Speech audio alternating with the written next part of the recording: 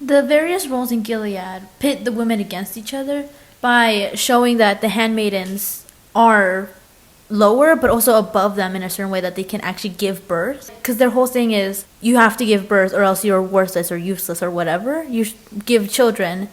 and the wives, even though they're in a higher position than the handmaidens, than the Marthas, they still failed in some way, as they could not give children. And then the Marthas, they also failed, as in they couldn't give children either, or their time to give children has passed, which means they are now just having to work and see other women like give birth, and they have to be servitude to these women who are either in a higher position to them because they are like wives, or because they are handmaidens who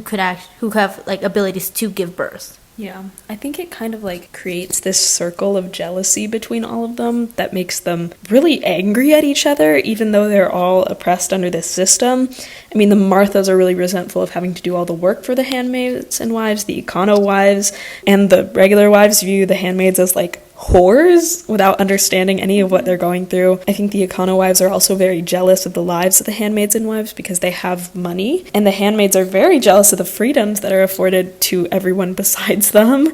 So I think just all around they're very jealous and resentful of each other, which distracts them from the true source of their oppression, which makes me think that this is kind of like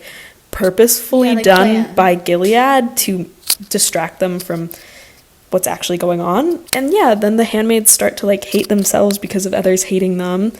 And I think this really just represents how internalized misogyny and women who are indoctrinated with patriarchal thoughts end up oppressing themselves and each other. I think in modern day we see it a lot with like slut shaming, or focus on body counts, or blaming women for the own sexual abuse that's happened to them, because we're taught to sort of think of each other in this sort of negative light without understanding what others are going through, and that these really harmful standards that are placed on everyone end up